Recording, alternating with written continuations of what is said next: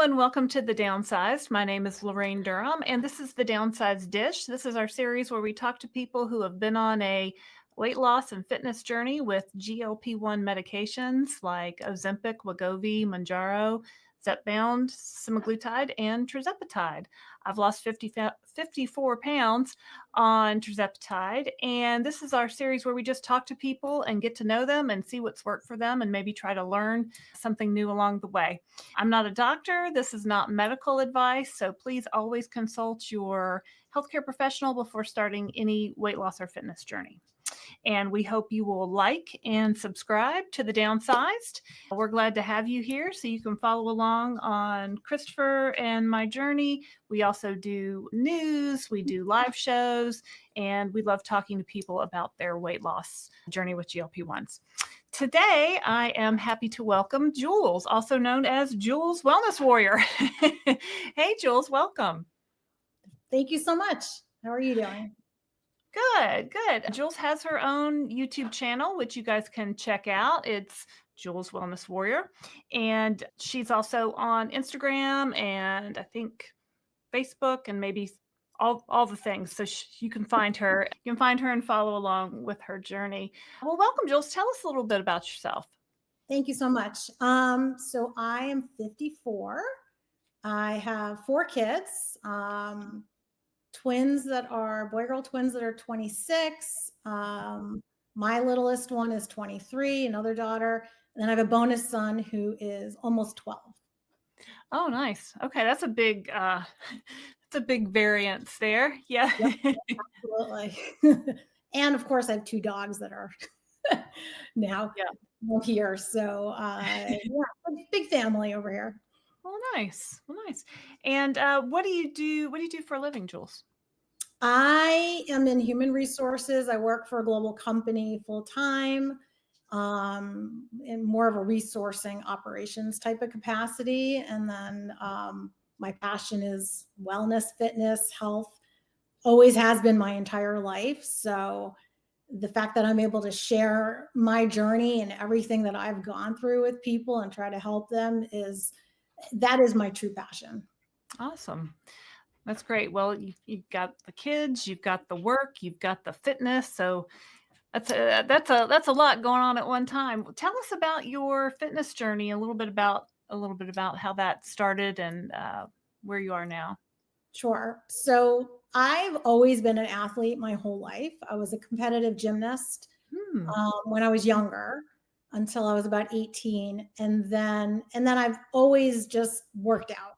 I've always done something to work out. It obviously hasn't always helped my weight per se, but I've always worked out. I've always been into doing something. I got actually back into gymnastics when I was in my 30s. So between 36 and 42, I competed again. Oh, wow. Yeah, at a pretty high level. So my girls were competitive gymnasts as well. And I competed, and I was also coaching. So we were all in the gym together, which was nice. And I've done boxing, and I've done everything all the time. I've done personal training. I was certified. I've had different aspects of doing all of that. But, it never kept the weight off per se. I've always struggled with that probably since I was a late teenager. Yeah. So that's kind of been my fitness journey. And then, been in and out of the gym and whatnot. More recently though, when you start to lose weight and you actually start seeing muscles, it's really inspiring to finally see the work that you put in is now being displayed. When you say gymnast, I think of like a small little Simone Biles person who's flipping through the air. Are you how tall are you, Jules? Well, I'm not as small as I'm 5'1", so I am a little on the smaller side. Yeah. And what's your specialty? What part of the gymnastics was your thing? So I did floor, bars, beam, vault. So I did all of it. Favorites would probably be floor and bars, I would probably say are my 2 favorites. But yeah, I did all of it. So very fortunate and blessed that I was able to do that again as an adult. And I competed against the kids. Oh, how was So that? interesting. It was very Yeah. interesting. It was inspiring even back then. So, because parents would be looking and kind of do a double take, like, wait, that's not a kid out there. She looks a little older than my child. I wonder how old she is. Yeah. Uh, yes. So I was in the over 15 age category. And no, it was nerve wracking, but it was also, I think I really inspired both the kids and parents that, here's this mom out there competing. And Yeah. the funny part was when I first went in the gym and my daughters were in there, my oldest daughter at the time, she was embarrassed that her mom was in the gym Of until I course. started working out. And then all of a sudden her friends were like, hey, your mom's pretty good. Can And then she she help wasn't me? embarrassed anymore. Yeah. It's funny how that works, right? Once the friends come around, the child comes around.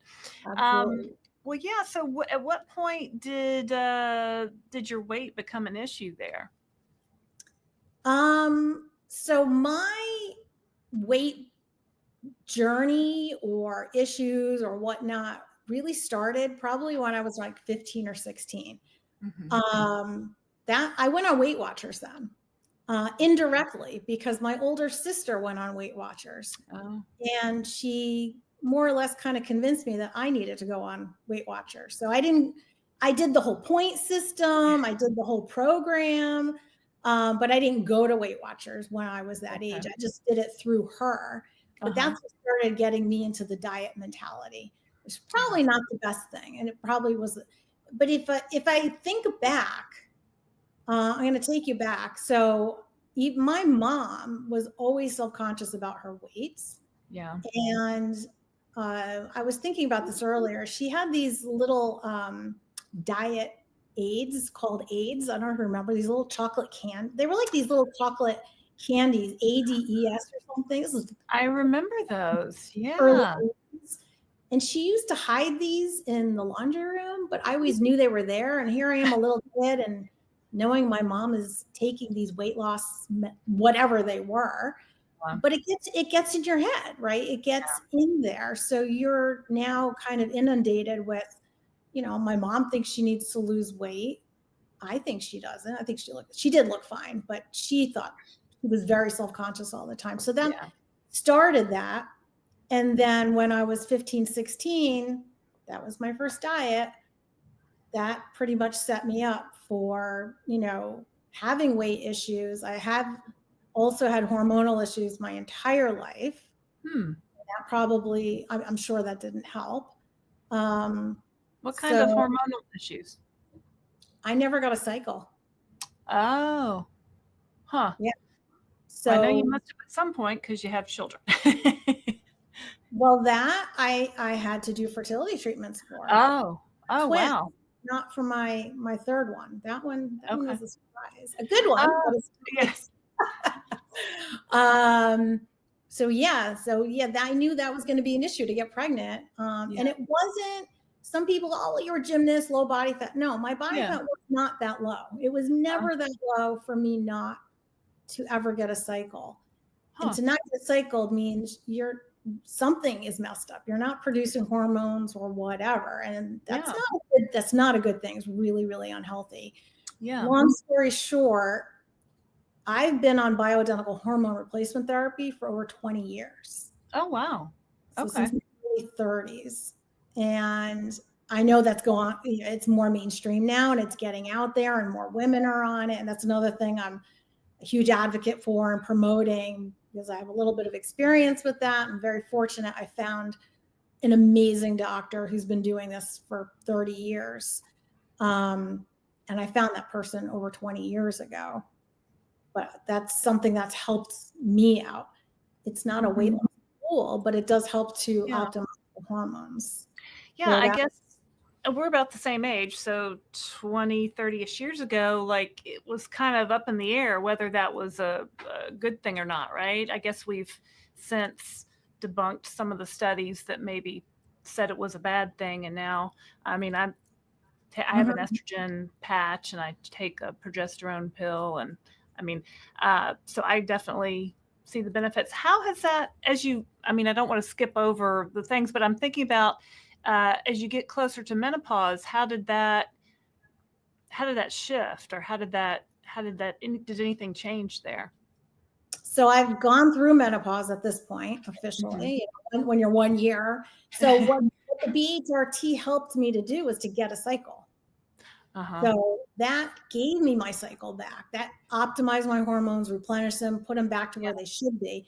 So I felt normal, because what I was going through in my early 30s is what maybe many women are going through, in their 40s or 50s. I felt awful. Like I couldn't even function. I can't even, it was terrible.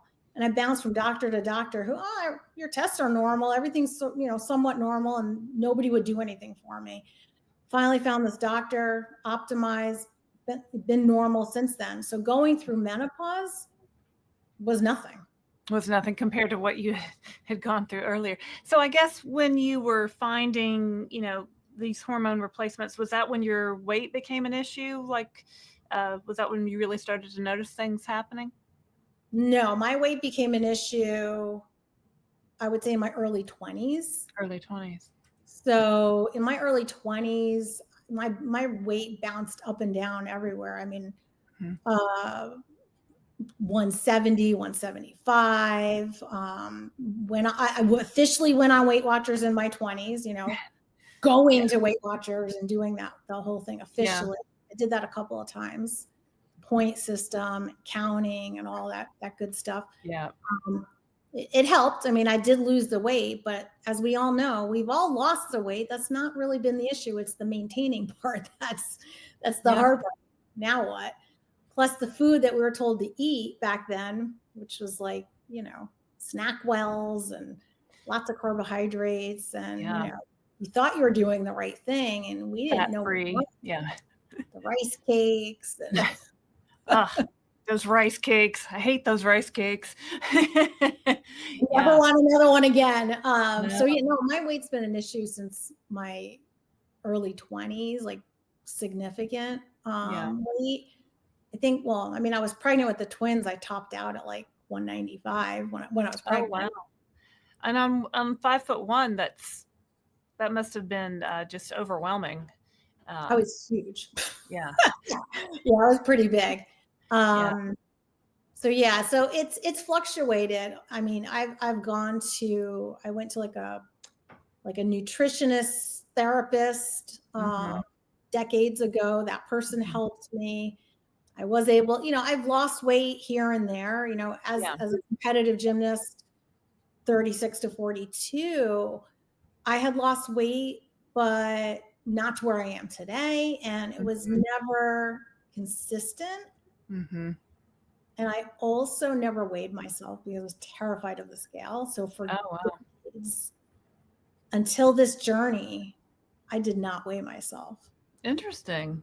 I was the person that would go to the doctor's office and close my eyes and say, don't tell me, I don't want to know. Yes. Yeah. Oh my goodness. So at what point did you find the GLP-1s? So back in early 2022, I finally decided, like, this was it.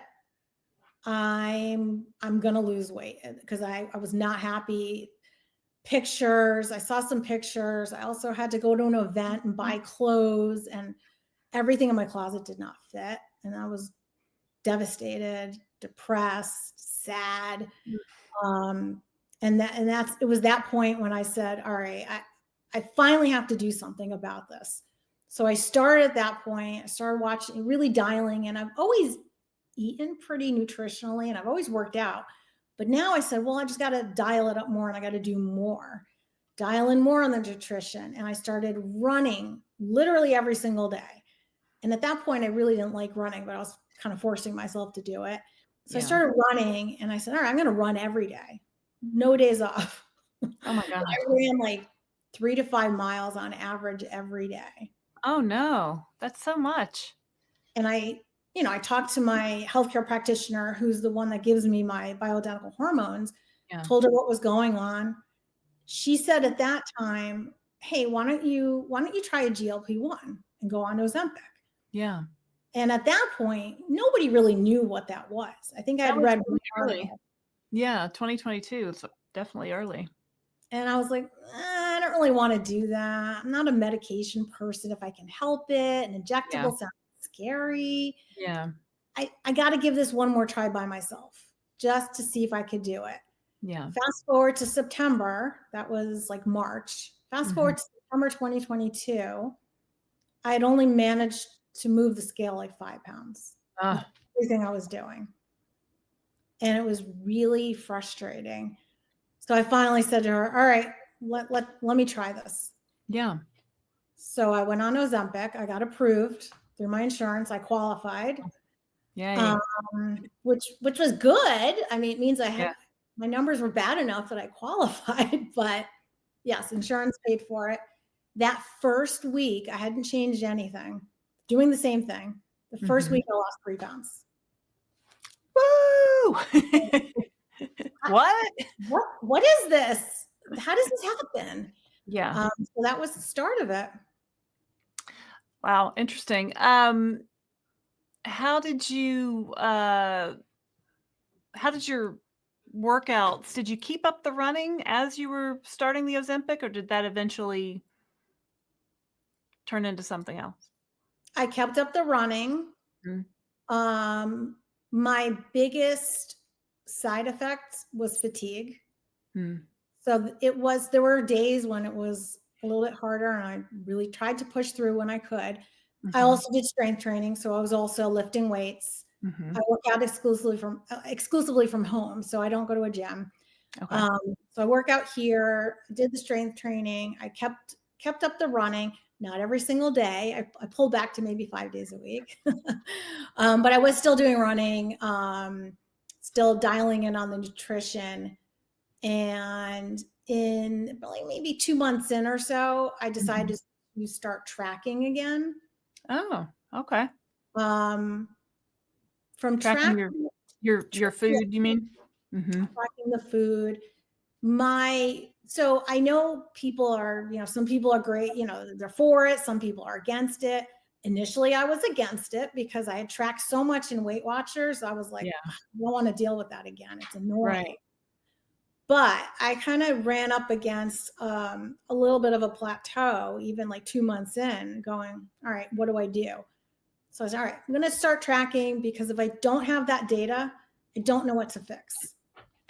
So I started tracking at that point, and then I was able to identify little areas that I could easily kind of pull back from and then get the scale moving again. So I've been tracking now since October 2022, and I still do to this day. Oh, wow. Do you use an app, or what method do you use to track? I use my Fitness Pal free version. Yeah. That's what Okay. I always suggest. Get a free version. Yep. And I mean, to me, it's easy. It's become a habit. Yeah. I'm not a slave to tracking. I mean, I go on vacation, I guesstimate, if I'm wrong, I'm wrong, whatever. It's not a Yeah. big deal. But for the most part, I eat a lot of meals on repeat. Hmm. So you're not having to reinvent everything every single time you put something in there. It's just copy paste or whatever, Yeah. and Makes becomes it easy. easy. Yeah. Well, let's show some of Jules' before and after pictures. Um, tell us about these pictures, Jules. So these are exactly 2 years apart. Wow. The one on the left with the green dress were my twins' graduation from college. The one on Mhm. the right with the twins' graduation from their masters. Oh, wow. So it's literally 2 years apart. One was in May of 2021, I think, and the other one was May of 2023, if the dates are correct.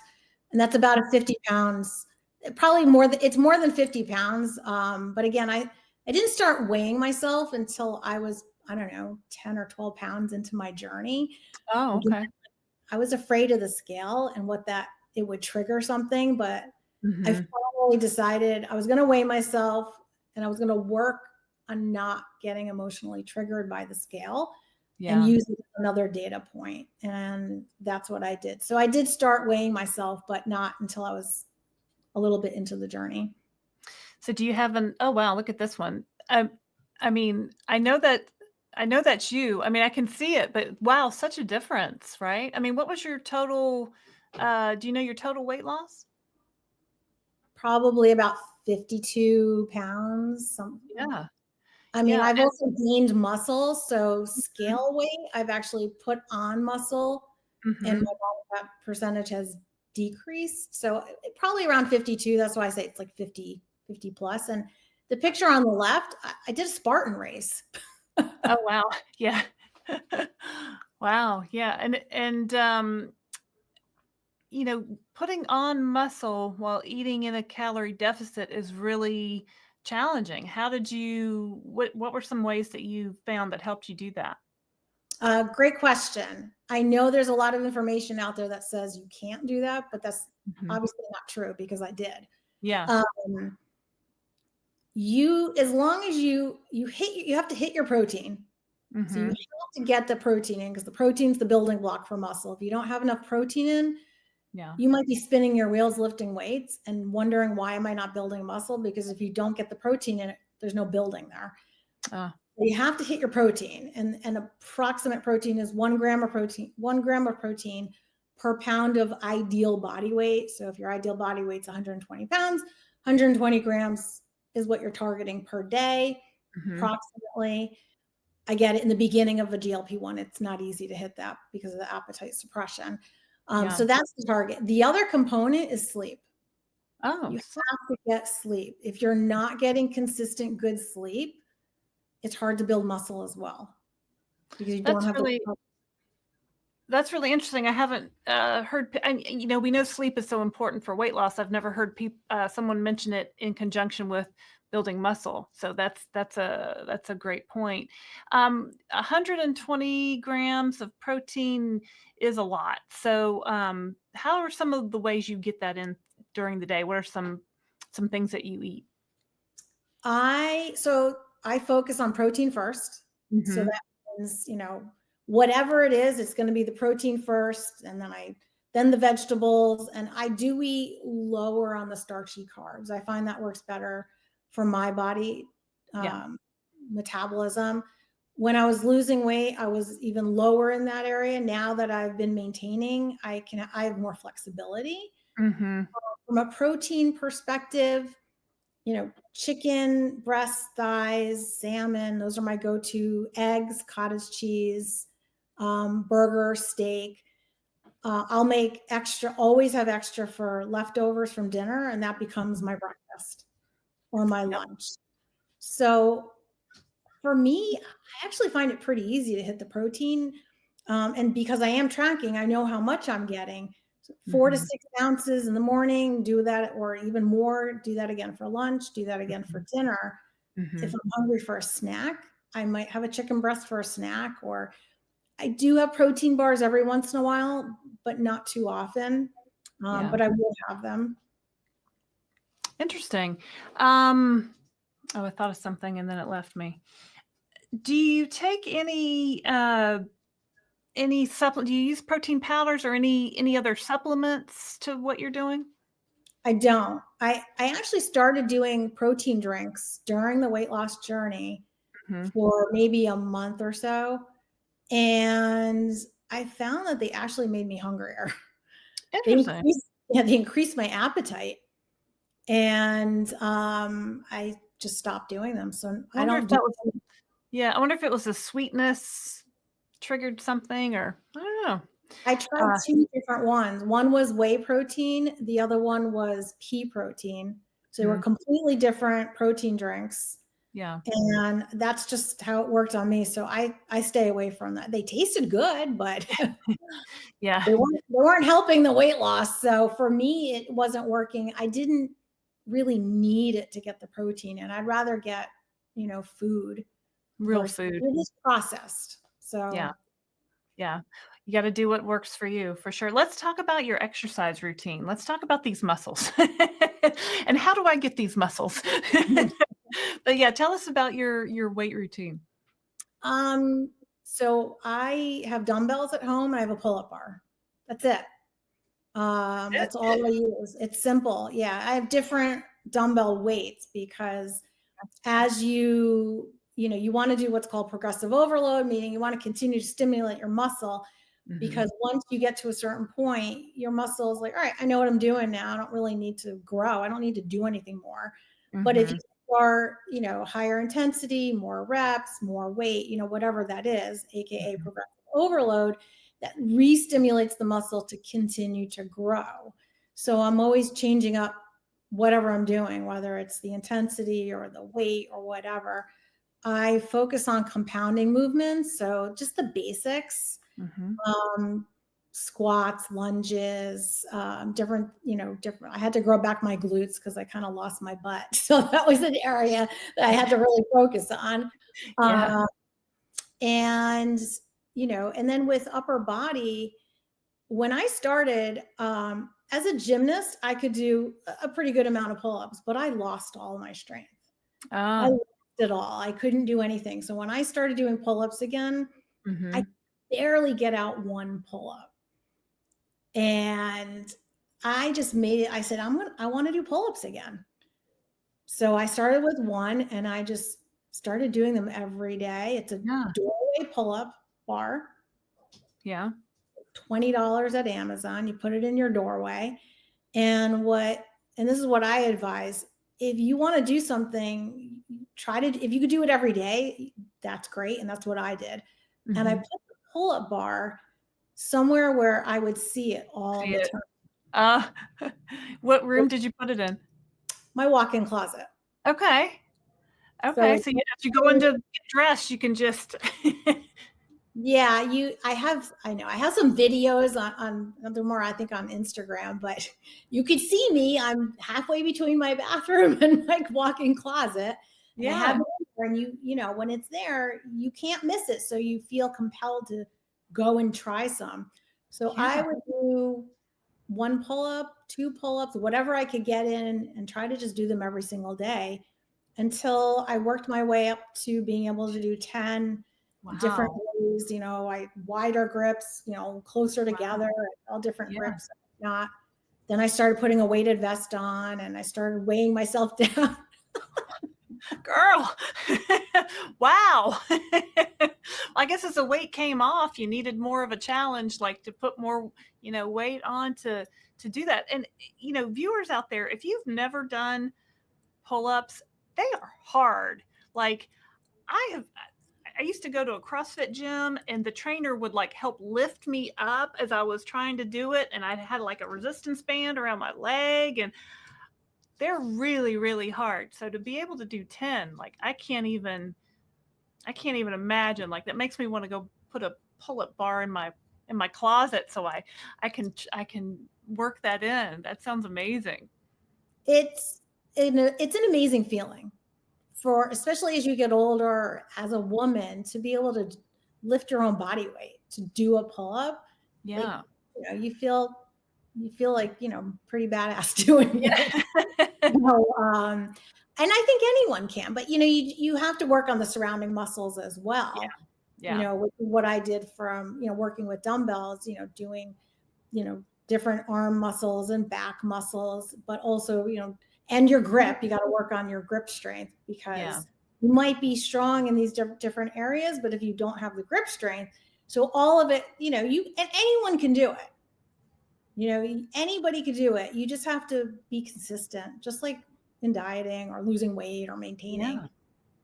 Be consistent and do it, and you'll get your result. When you started your weights at home, did you have like a program that you followed or an app, or where did you get your exercises from? Two ways. One, I love the Peloton app. They have a strength app, and I think they're great. And I've used them now since COVID, basically. That's how I started getting into that. And I also design my own because I can. I've been a personal trainer. I used to be NASM certified. Okay. Personal training.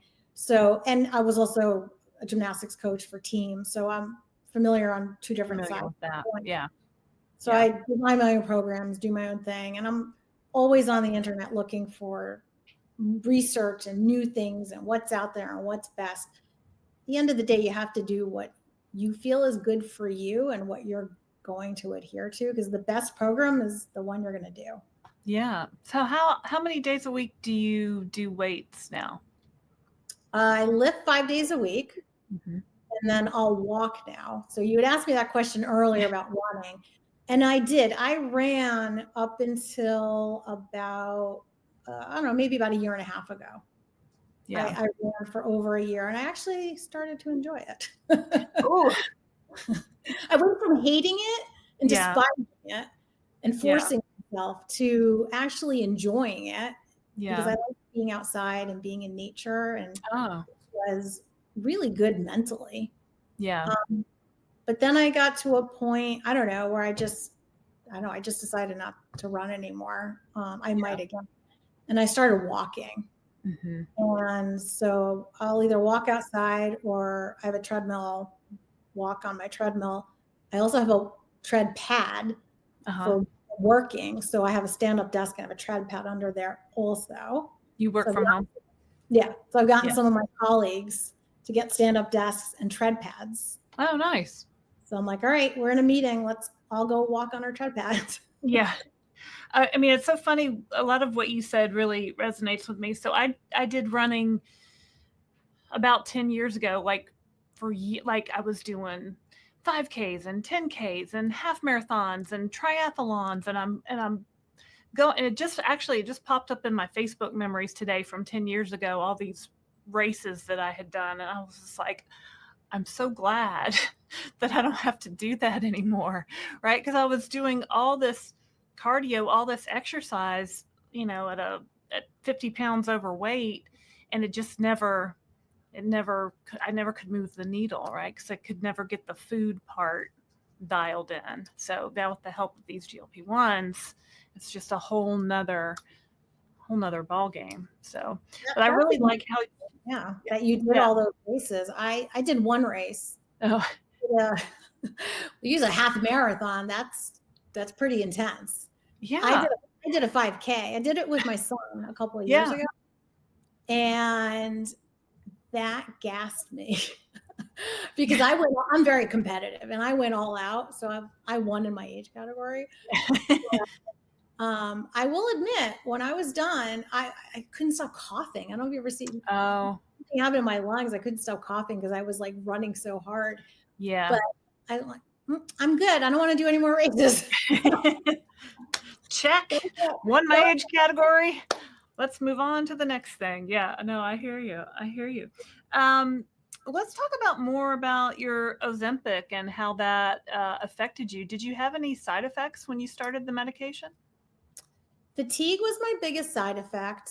When I think back then it wasn't as like on social media and out as much as it is now, but Yeah, I did get like a skin feeling. I don't know if anyone's ever gotten that, almost like like your a skin. sensitivity. Yeah, It literally lasted a couple of days, but I knew something funky was going on. But a couple of days that lasted. That was mild, the most mild nausea. hmm. But I actually was happy to get the mild nausea because I knew the medication was working. Working. But Yeah, it never affected eating for me. And I've always had an appetite. And I've always had that was the thing with me. I've always had a very large appetite. mm-hmm. It was the appetite that never shut off. I had to Mm-hmm. always mentally shut my appetite off.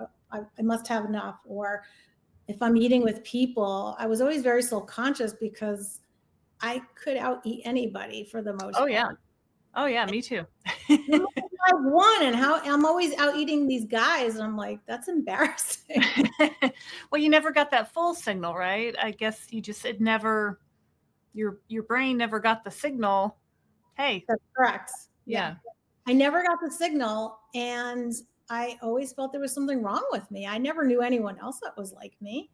yeah. So there must have been something wrong with me. I just didn't know what. And it never shut off. Now, when I started taking BHRT, that turned the volume down a little bit. That was when I Interesting. first recognized a difference. Hmm. Didn't turn it down enough, but I definitely noticed there was a slight difference in there. Mm-hmm. Did make it a little bit easier, But prior to that, it was all mental. It was all mental for me. Yeah. And so, yeah, so I started with Ozempic, and then I moved to Wegovy. Mm-hmm. And I maxed out at the 2.4 Wegovy. Mm-hmm. Then I stalled for 4 months. And it wasn't really, I didn't feel like it was doing anything to help me Yeah. the rest of the weight off. And at that point, my insurance wasn't carrying Mounjaro or Zepbound. So I went to compounding tirzepatide. Okay. And did that. And that's that started things up again. Mm-hmm. But I also had to tweak things in my diet, and I had to what's called reverse diet up and, increase my calories. So I had to do a few other things, but the tirzepatide helped. Then my insurance kicked in and said, "Oh, we'll cover this now." So I went, "All right, yay. Get on that." So fortunate enough, I was able to get onto Mounjaro. Then I was able to get onto Zepbounds, and I lost all the weight. It took me about a year to get to goal. So at this point, I've been maintaining for 2 years on weekly Zepbounds. Okay. 12.5 of weekly Zepbound. 12. You stay at. Was that your top dose? 12.5. No, 15 was. So you just dropped down to 12.5 and have stayed there? Yes. It felt good for me. I never got any negative effects from the tirzepatide, Mounjaro, Zepbound, like nothing. Super mild on the semaglutide. Really wasn't much of anything. The only time that I was affected was if I ate too many vegetables. They do warn you about that. Yeah. Yeah, there'll be some distress there because of the slow gastric emptying, that if I ate too many vegetables.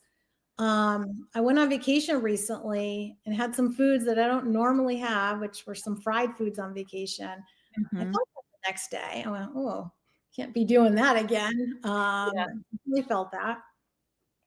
But I can't complain. I don't know if I'm fortunate or whatnot, but I think most people don't really get side effects. I think that the people that get the side effects are the most vocal. So they're loud about it, right?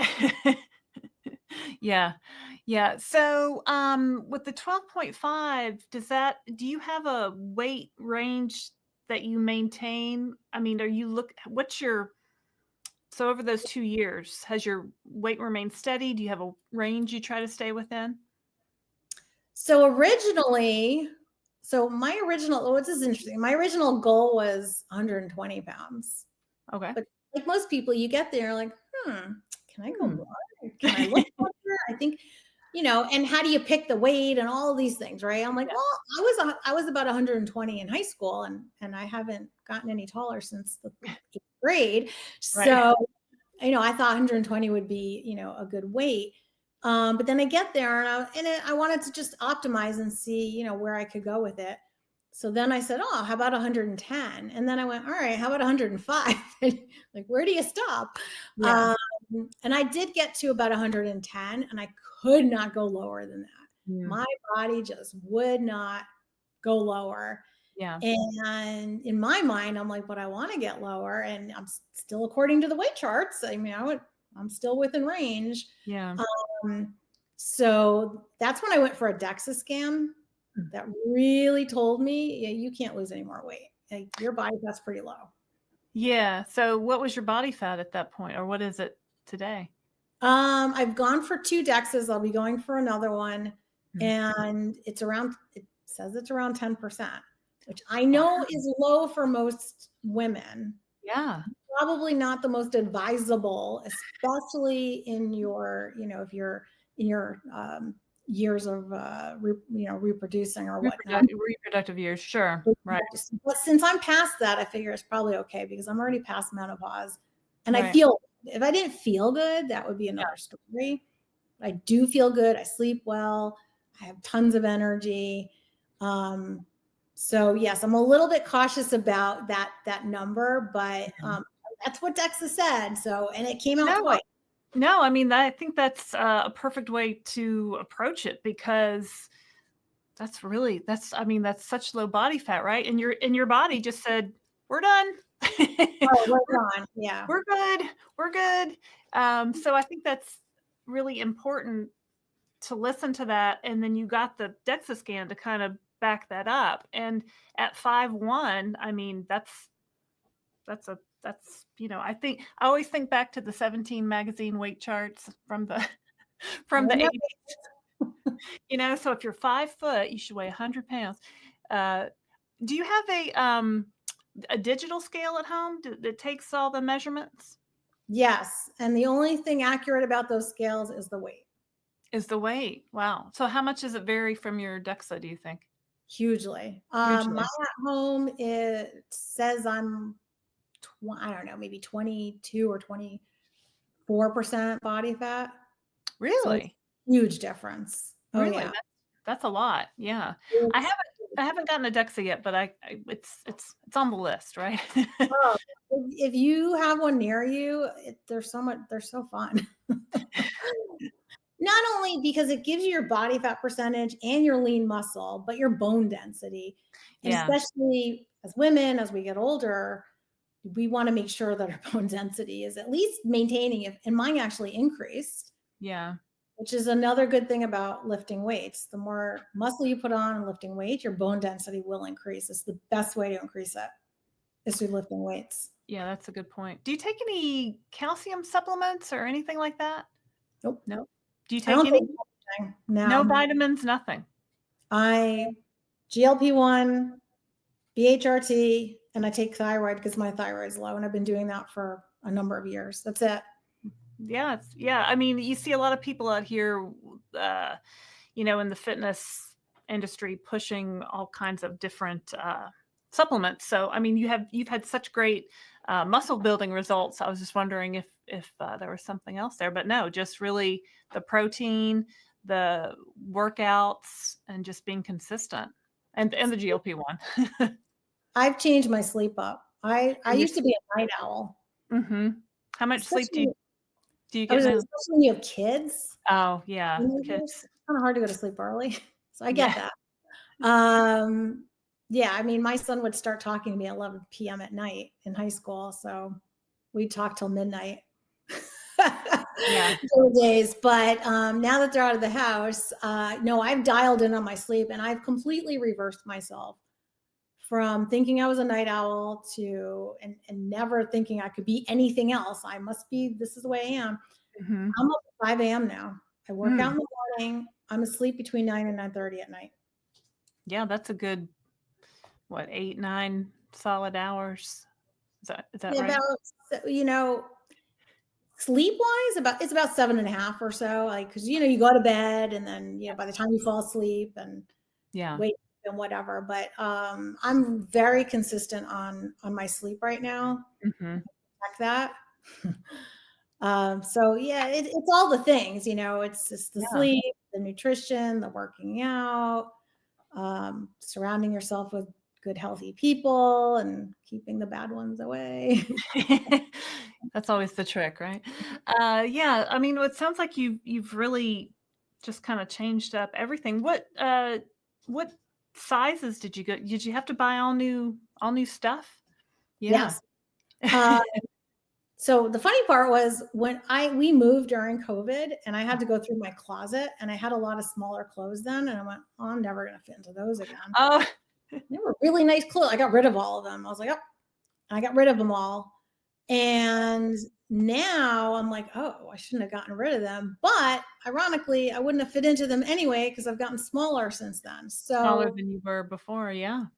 I went from like I don't know, I was maybe a size 6 or 8 or somewhere. I don't Mm, know. I stopped buying clothes to be honest with you because I had put on weight and I didn't want to buy any more clothes to mhm. accommodate that. Yeah. So probably in that 6 to 8 now, like a 0, Yeah.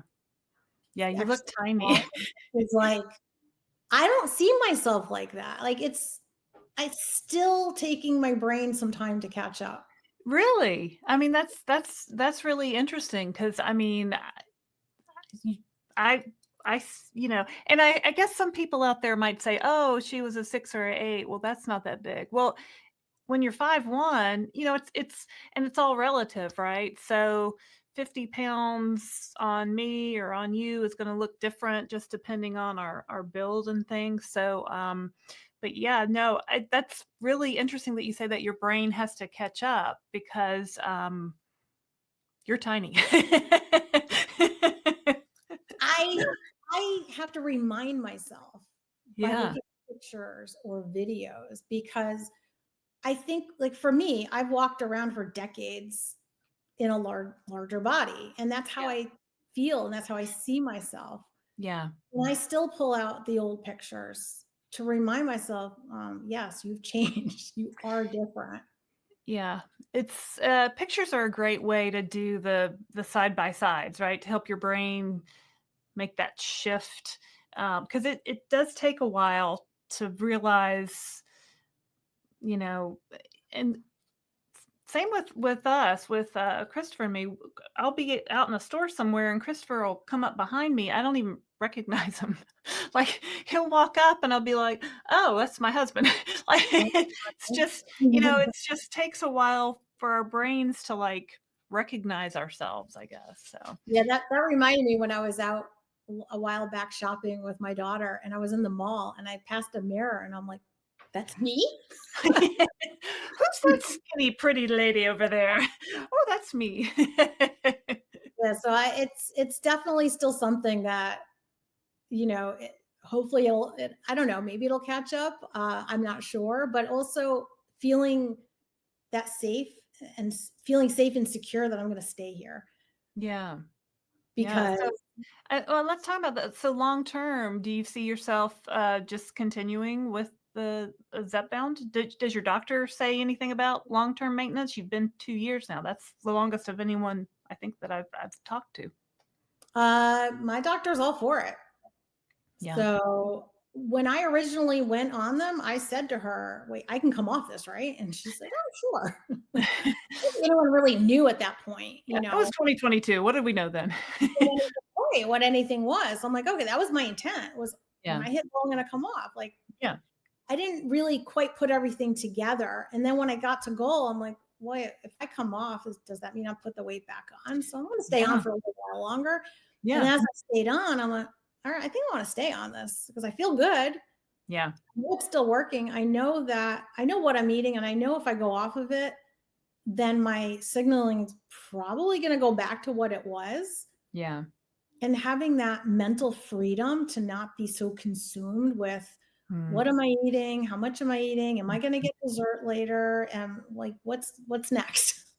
Yeah, I hear you. That food noise just, I don't ever wanna go back to that constant thinking of what's in my pantry and what's for a snack and what's for dinner and where can I go to get this food that I can't stop thinking about, right?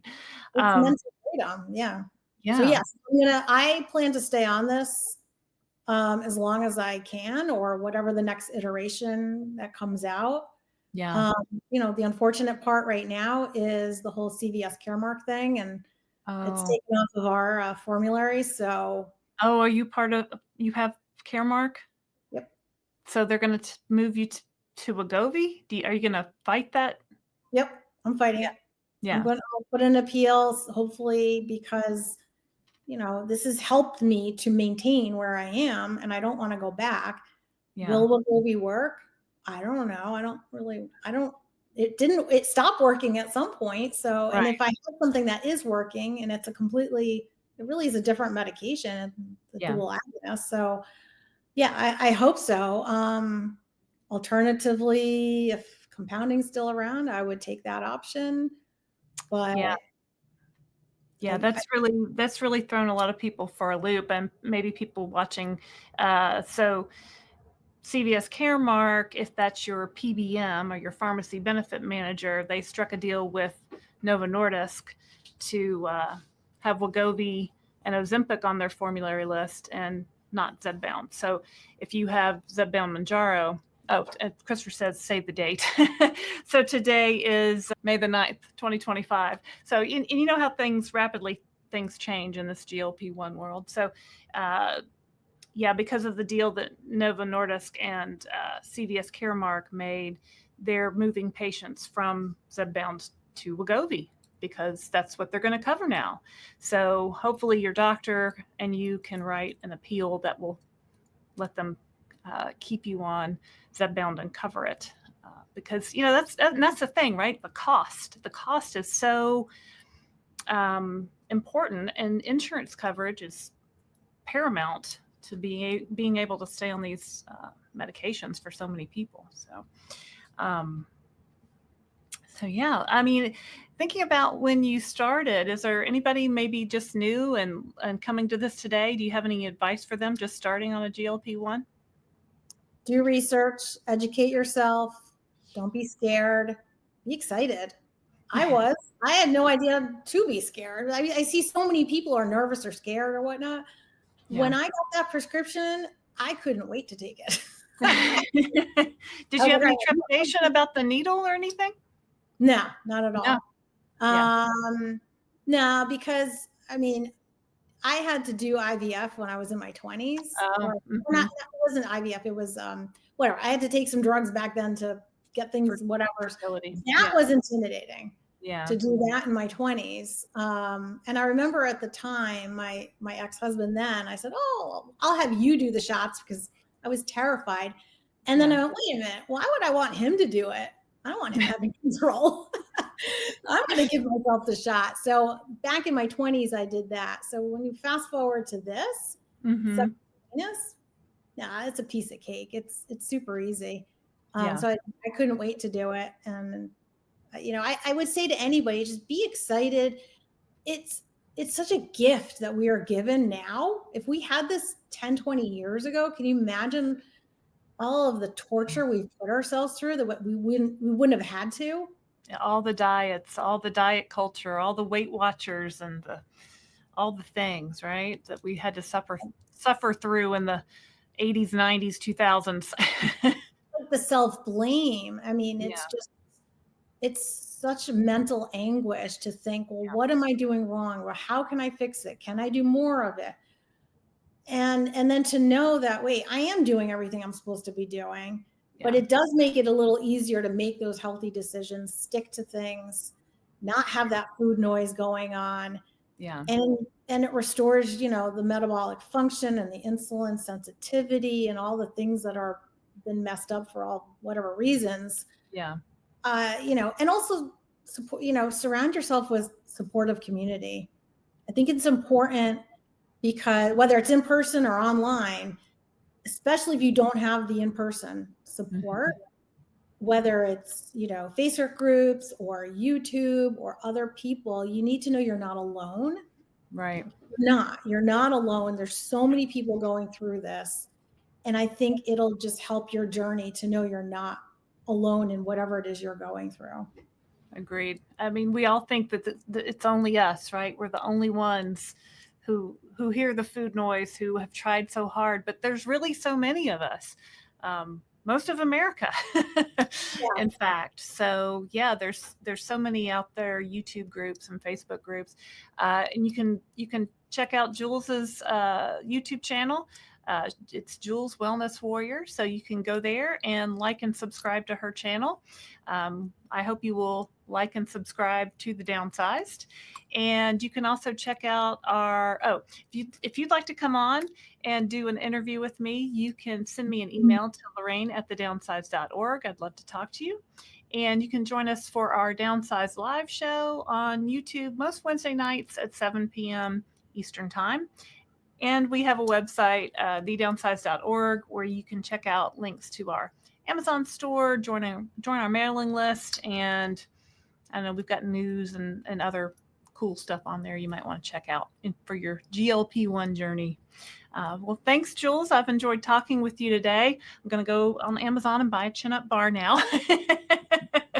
Yay. So I can get those back muscles going. But thank you. It's been great talking with you today. Thank you so much. It's a pleasure speaking with you, and grateful that you had me on. Oh, of course. Of course. All right. Well, thanks, guys. Thanks for watching. And I'm Laraine Durham for The Downsized. See you next time.